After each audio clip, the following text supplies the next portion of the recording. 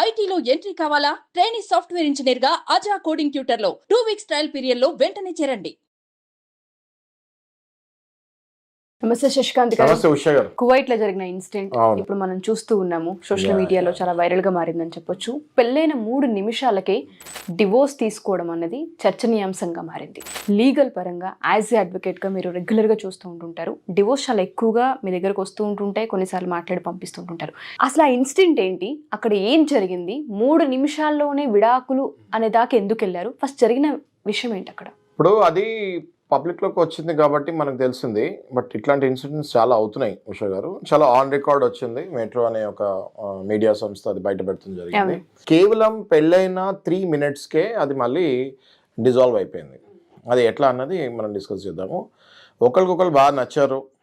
Okay, కువైట్లో వాళ్ళు పెళ్లి చేసుకుంటూ జరిగింది. కువైట్లో ఇప్పుడు మనలాగా ఇంత పెద్ద పెద్ద ఫంక్షన్ హాల్స్ ఇవి కాకుండా సింపుల్గా అక్కడ కోర్ట్ మ్యారేజ్ చేసుకుంటారు. దాని తర్వాత ఇంటి దగ్గర ఒక గ్యాదరింగ్ లాగా ఇస్తారు, దాంతో పెళ్ళి అయిపోతుంది. వీళ్ళు ఇంకా కోర్ట్ మ్యారేజ్ జరిగింది, ఇంటి దగ్గరికి వెళ్ళి గ్యాదరింగ్ ఇచ్చే సందర్భం అది. ఓకే, కోర్టులో సాక్ష్యాలు అవి విట్నెస్లు అవన్నీ ఉంటాయి. చక్కగా మ్యారేజ్ చేసుకొని కోర్టు హాల్ నుంచి బయటకు వచ్చారు. పెళ్ళైన 3వ నిమిషం వాళ్ళు ఇంకా బయలుదేరదాం ఇంటికి అని బయటకు వస్తుంతోటి ఆ అమ్మాయి కాలు ఏదో జస్ట్ ఎందులోనో ఇరుక్కొని జారి కింద పడటం జరిగింది. పడగానే వెంటనే ఆ అబ్బాయి చుట్టుపక్కల వాళ్ళు ఏమనుకుంటారు, ఆ అమ్మాయి ఇట్లా నా భార్య ఏంటి, అట్లా ఆ మాత్రం నడుస్తాం కూడా సరిగ్గా రాదా, పడిపోయింది అని అనుకుంటాడు అనే చిరాకు భావంతో ఆ అమ్మాయిని ఎడాపెడా తిడతం జరిగింది.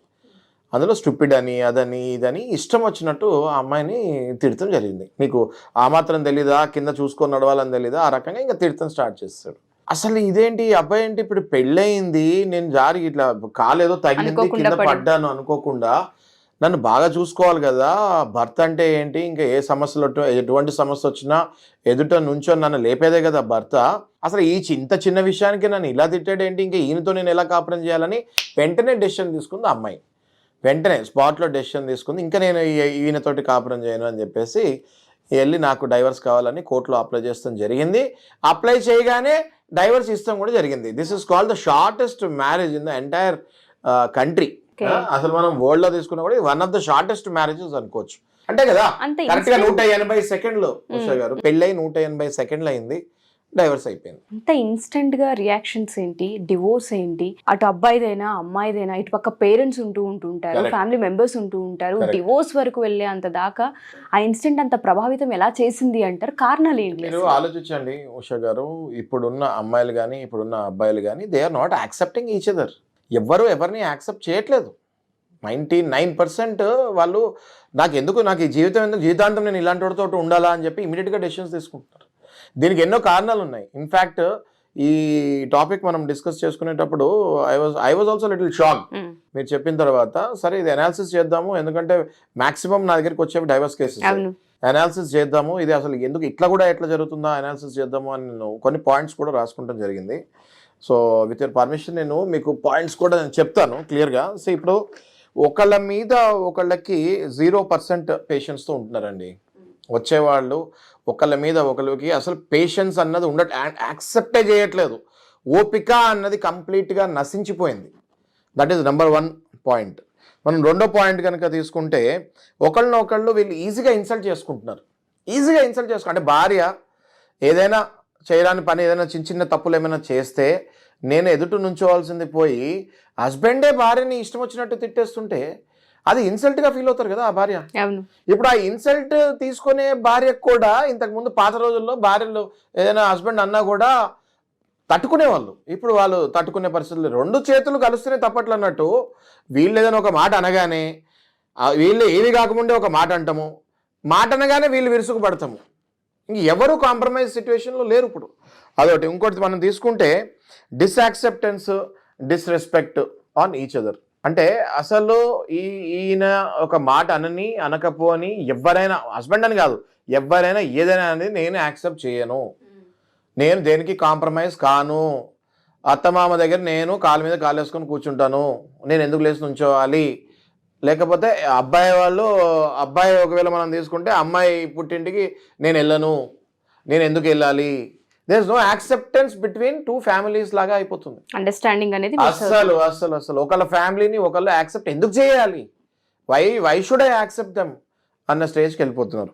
మనం ఇంకో పాయింట్ కనుక తీసుకుంటే ఇప్పుడు చూడండి, డిస్రెస్పెక్ట్ ఆన్ మ్యారేజ్ అనే ఇన్స్టిట్యూషన్ మీదనే అసలు డిస్రెస్పెక్ట్ అంటే ఈ పెళ్ళి, ఈ 7 అడుగులు వేయాలి, సప్తపది చేయాలి, ఒక 70 ఏళ్ళు కలిసి కాపురం చేయాలి, పిల్లలు మనవాళ్ళు, అంటే ఒక విజన్ లేదు వీళ్ళకి. మ్యారేజ్ జరిగిన తర్వాత నా ఫ్యామిలీ ఇలా ఉండాలి, సొసైటీలో మనం ఇలా బతకాలి, ఒక స్టేచర్ ఉండాలి, ఒక స్టేటస్ ఉండాలి, మనల్ని చూసి నెక్స్ట్ పెళ్ళిళ్ళు చేసుకోబోయే వాళ్ళు ఆదర్శంగా తీసుకోవాలి అన్నది లేనేలేదు. అసలు వైవాహిక జీవితం మీద, వైవాహిక బంధం మీద వాళ్ళకి అవేర్నెస్ లేకపోవడం. డిస్రెస్పెక్ట్ ఆన్ ద మ్యారేజ్ అనే ఇన్స్టిట్యూషన్ మీద కంప్లీట్ డిస్రెస్పెక్ట్ అండి. ఇంకోటి తీసుకుంటే ఇన్సిడెంట్ గ్రాంటెడ్ గా తీసుకుంటారు.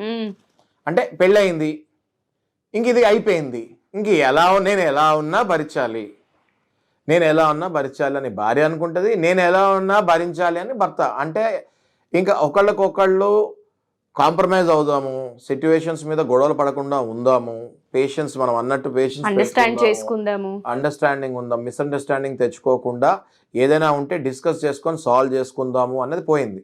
ఇన్సిడెంట్ని గ్రాంటెడ్గా తీసుకొని పెళ్ళయింది, నేను ఎలా ఉన్నా ఈమె నన్ను యాక్సెప్ట్ చేయాలి, అలాగే ఆమె కూడా పెళ్ళయింది ఇంకా అయిపోయింది, నేను ఎలా ఉన్నా నా హస్బెండ్ నన్ను యాక్సెప్ట్ చేయాలి అన్నది ఒకటి ఎక్కువగా తీసుకుంటాం జరుగుతుంది. Immatured marital decision. ఎంత ఇమ్మెచ్యూర్డ్ మ్యారిటల్ డెసిషన్ అంటే ఇది, అసలు ఆ అబ్బాయి నాకు కుదరదా, అసలు ఆ అమ్మాయికి నాకు కుదరదా, నాకు వయసు అయిపోతుంది, నాకు ఈ సంబంధం వచ్చింది, నేను చేసేసుకోవాలి. ఇట్స్ ఎ బిజినెస్ డీల్ లాగా అయిపోతుంది ఇవాళ మ్యారేజ్ అనే ఇన్స్టిట్యూషన్.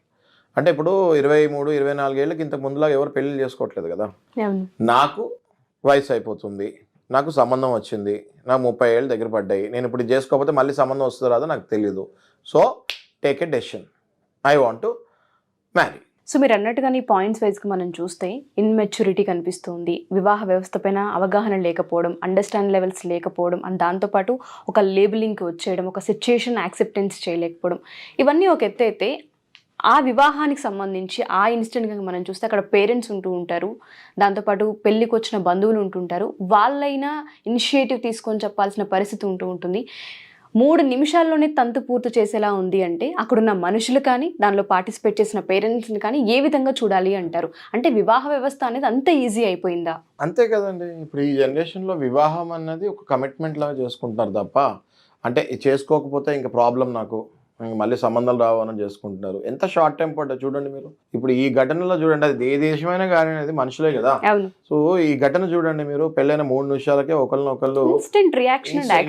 అంటే ఎంత ఈగో ఫీలింగ్ లో ఉన్నారో చూడండి, ఎంత షార్ట్ టెంపర్ లో ఉన్నారో చూడండి. ఇద్దరు షార్ట్ టెంపర్ లో ఉన్నారు ఇందులో ఇన్సిడెంట్ లో చూస్తే. అటు హస్బెండ్ షార్ట్ టెంపర్డ్, ఇటు wife short tempered. Okay, husband నా పరువు పోద్దేమో, నా భార్య అందరి ముందు పడిపోయింది అని ఈగో ప్లస్ షార్ట్ టెంపర్ లో తిట్టేశాడు. ఆ వైఫ్ ఏమో సరే అందరి ముందు తిట్టేశాడు, ఇంక నేను వీడితో ఉండేది ఏంటి అని చెప్పి వైఫ్ ఇమీడియట్ గా, ఇద్దరు షార్ట్ టెంపర్, ఇద్దరు ఇంపల్సివ్. అంతేకాకుండా మీరు చూడండి, అబ్బాయిలకు కానీ అమ్మాయిలకు కానీ ఎక్స్టర్నల్ ప్రెషర్ ఎక్కువ ఉంటుంది. అంటే ఎక్స్పెక్టేషన్ ఎక్కువ ఉంటుంది. అంటే ఇదిగోండి, నువ్వు మ్యారేజ్ చేసుకుంటున్నావు, మరి నీ హస్బెండ్ ఎట్లా ఉంటాడు, వాళ్ళ ఫ్రెండ్స్ దగ్గర, వాళ్ళ చుట్టాల దగ్గర, మీ ఆయన ఎలా ఉంటాడు, ఎలాంటి వాడు నువ్వు చేసుకుంటున్నావు, ఇన్ని రోజులు మరి ఇలా మాట్లాడావు, ఇన్ని రోజులు నువ్వు ఇలా స్టైల్ కొట్టావు కదా, ఇన్ని రోజులు ఇలా స్టైల్ కొట్టావు కదా మా దగ్గర, మరి ఇప్పుడు నువ్వు చేసుకునేవాడు ఎలా ఉంటున్నాడు, వాడి స్టేచర్ ఏంటి, వాడి లుక్స్ ఏంటి, ఈ ఎక్స్పెక్టేషన్స్ హెవీ అయిపోద్ది. ఎప్పుడైతే ఈ ఎక్స్పెక్టేషన్స్ హెవీ అయ్యి వచ్చేవాడు వాళ్ళ ఫ్రెండ్స్కి నచ్చకపోయినా కూడా ఈమెకు ప్రాబ్లం అవుతుంది. మీకు అర్థమైంది కదా. Similarly with the boy also. Okay, no choice for the boys also. Boys కూడా సిమిలర్లీ, మరి ఇంత పెద్ద మాటలు మాట్లాడతారో, నువ్వు చేసుకునే వైఫ్ మరి ఇప్పుడు ఎట్లా ఉంది అని వాళ్ళ ఫ్రెండ్స్ ఏం కమెంట్ పాస్ చేస్తారో అనే టెన్షన్లో ఈ బాయ్స్ కూడా పెళ్ళిళ్ళలో ఎక్స్టర్నల్ ప్రెషర్. ఈ ఎక్స్టర్నల్ ప్రెషర్ అంటే ఏంటి, హెచ్చులకి వెళ్తూ ఉంటారు అన్నమాట వీళ్ళు. అంటే ఇప్పుడు నేను చేసుకోబోయే భార్య ఇలా ఉంటుంది, నేను చేసుకోబోయే భర్త ఇలా ఉంటాడు, ఆయన దగ్గర బెంజ్ కార్ మినిమం ఉంటుంది. ఇప్పుడు ఆ పెళ్లి చేసుకునే టైంకి వాడి దగ్గర ఇండికా కూడా ఉండకపోవచ్చు. కళలు వేరు, ఎక్స్పెక్టేషన్స్ వేరు, ప్రాక్టికల్ లైఫ్ వేరు. అది దయచేసి అర్థం చేసుకోవాలి. మీరు కాలేజీల నుంచి అప్పుడే ఫ్రెష్గా బయటకు వచ్చి ఉంటారు, సినిమాలు బాగా చూస్తూ ఉంటారు. సినిమాల్లో హీరోల్లాగా ఉండాలంటే ఆ సినిమాల్లో హీరోలు కూడా నిజమైన లైఫ్లో కొంతమంది డిప్రెషన్కి వెళ్ళి సూసైడ్ చేసుకునే వాళ్ళు ఉన్నారు. ప్రాక్టికల్ లైఫ్ వేరు, సినిమాలు వేరు. అది ఎప్పుడైతే అది అర్థం చేసుకొని తత్వం బోధపడుతుందో వీళ్ళు కరెక్ట్ ట్రాక్ లోకి వస్తారు. ఇన్స్టెంట్ రియాక్షన్స్ అనేవి డెఫినెట్లీ ఉషా గారు, ఈ ఎక్స్టర్నల్ ప్రెషర్స్ వల్ల చాలా మ్యారేజెస్ కుప్పకూలుతున్నాయి. మనం గతంలో మాట్లాడుకున్నాం, ఎన్నో డైవర్స్ డిస్కస్ చేసుకున్నాం. రెగ్యులర్ గా వింటూ ఉంటాం. పెళ్ళైన మరుక్షణం, నేను మీకు ఇంకా చాలా విచిత్రమైన విషయం చెప్తాను. పెళ్ళైన మరుక్షణం, ఇప్పుడు ఇది 3 నిమిషాలు అయింది, మన ఇండియాలో ఏం తక్కువ లేదు. మనం కరెక్ట్గా మన ఇండియాలో కూడా జల్లెడ పడితే 1 నిమిషంలో విడాకులు అయినా కూడా చాలా దొరుకుతాయి. ఓకే, నా దగ్గరికి వచ్చిన కేసులో కేవలం ఆ అబ్బాయి లాంగ్వేజ్ సరిగ్గా లేదని విడాకులు కోరుకుంది ఆ అమ్మాయి. అంటే ఆ అబ్బాయి మాట్లాడే లాంగ్వేజ్ సరిగ్గా లేదని విడాకులు తీసుకుంది ఆ అమ్మాయి. మరి దీనికి ఏం చెప్పాలి ఇప్పుడు, అర్థమవుతుందా మీకు? సో ఈ అబ్బాయి ఇంకా నేను చెప్పుకుంటూ పోతుంటే చాలా సిల్లీ రీజన్స్ వల్ల విడాకులు తీసుకున్నవి కోకొల్లలు చూస్తున్నాను నేను ఈ మధ్య. దయచేసి పేరెంట్స్ పిల్లలకి చెప్పాల్సింది ఏంటి అంటే, సర్దుకుపోవాలి. ఆ తర్వాత విపరీతంగా అయినప్పుడు ఇంకా కుదరనప్పుడే డైవర్స్కి వెళ్ళాలి. మీరు అలా అని చెప్పి సర్దుకుపోవాలని చెప్పేసి టోటల్గా హారబుల్ పర్సన్ తోటి జీవించే అవసరం లేదు. అలా అని చెప్పి అది చిన్న ఇన్సిడెంట్ అయితేనే ఇంకా నాకు డైవర్స్ కావాలని చెప్తే, balance, you have to balance your life somewhere. అప్పుడు కానీ మన జీవితాలు బాగుపడే ఛాన్సెస్ చాలా తక్కువ. మ్యారేజ్ అనే వ్యవస్థ స్పెషల్లీ మన ఇండియాలో హిందూ సంస్కృతిలో చాలా పవిత్రమైన ఇన్సిడెంట్ అది. ఏదైతే ఆ మ్యారేజ్ అనే ఇన్స్టిట్యూషన్ మనం పెట్టుకున్నామో అట్లాంటిది కుప్పకూలకుండా ఉండాలి అంటే పేరెంట్స్ అనే పాత్ర చాలా ఎక్కువగా పనిచేయాలి. తల్లి తండ్రి పిల్లల ముందు బిహేవియర్ కానివ్వండి, లేకపోతే కొట్టుకోకుండా నీట్గా ముందుకు వెళ్తాం కానివ్వండి, ఒకరి కష్టాల్లో ఒకరు సపోర్ట్ చేసుకుంటాం కానివ్వండి, ఇవన్నీ కూడా పిల్లలు అబ్జర్వ్ చేసి రేపొద్దున ఫ్యూచర్లో వాళ్ళకి పెళ్లి చేసుకోవాలనే కోరిక రావాలి. అంతేగాని మీరు కొట్టుకునే మీ ఫైటింగ్ ఇన్సిడెంట్స్, మీ ఇన్సిడెంట్స్ చూసి నాకు అసలు పెళ్ళంటే విరక్తి బాబోయ్ అనే పిల్లలు కూడా మా దగ్గరికి వస్తున్నారు. ఇప్పుడు భార్యాభర్త కొట్టుకుంటున్నప్పుడు పిల్లలు 10th క్లాస్ ఇంటర్మీడియట్కి వచ్చేసి ఇంకా కొట్టుకుంటున్నారు తల్లి తండ్రి. మరి ఆ పిల్లలకి ఇంకా పెళ్ళి అనే వ్యవస్థ మీద విరక్తి కలుగుతుంది కదా. 50% రీజన్ ఇప్పుడు పిల్లలు ఎందుకు పెళ్లి చేసుకోవద్దు, నో మ్యారేజ్, డింకులు, డ్యూల్ ఇన్కమ్, నో కిడ్స్ ఇవన్నీ అంటున్నారు కదా. ఇవన్నీ ఎందుకు వస్తున్నాయి రీజన్ అంటే కేవలం తల్లిదండ్రులు కొట్టుకునే ఇప్పుడు ఈ యంగ్ జనరేషన్ లాస్ట్ 10 yearsలో డైవర్స్ రేట్లు మనకు బాగా పెరిగిపోయేసరికి ఆ పిల్లలు మ్యారేజ్ అయితే ఇంత హారిబుల్గా ఉంటుందా, ఇంత నరకం చూడాలా, కోట్ల చుట్టూ తిరగాల అన్నది మైండ్లో సెట్ చేసుకుని అసలు ఈ పెళ్ళే నాకు వద్దు, ఎందుకు వచ్చిన గొడవ, నేను ప్రశాంతంగా ఉన్నప్పుడు మ్యారేజ్ అయితే కోట్ల చుట్టూ నేను తిరగాల అన్నట్టు ఒక కంక్లూజన్కి వస్తున్నారు. ఎగ్జాక్ట్లీ. వివాహ వ్యవస్థ అనేది అక్కడ దాకా దారి తీసుకెళ్ళిపోతున్నారంటంలో అతిశయోక్తి లేదు. మీరు అన్నట్టుగానే 3 నిమిషాల్లో డెసిషన్స్ అనేవి తీసుకుంటున్నారు. ఎస్పెషల్లీ పేరెంట్స్ యొక్క పాత్ర చాలా ఎక్కువగా ఉందనే చెప్పాలి. ఆ పేషెన్సీ లెవెల్స్ అయినా, అండర్స్టాండింగ్ అయినా, ఒకరికొకరు సర్దుకుపోయే తత్వం అయినా సరే ఎప్పుడైతే వీళ్ళు బోధిస్తూ ఉంటుంటారో పిల్లలకి అది తెలియకుండానే అబ్జర్వ్ చేసుకునే అవకాశం ఉంటుంది. థ్యాంక్ యూ సార్, దీనిపైన విశ్లేషణ ఇచ్చినందుకు, ఎస్పెషల్లీ కారణాలని ఎక్స్ప్లెయిన్ చేసినందుకు. Thank you sir. Thank you so much.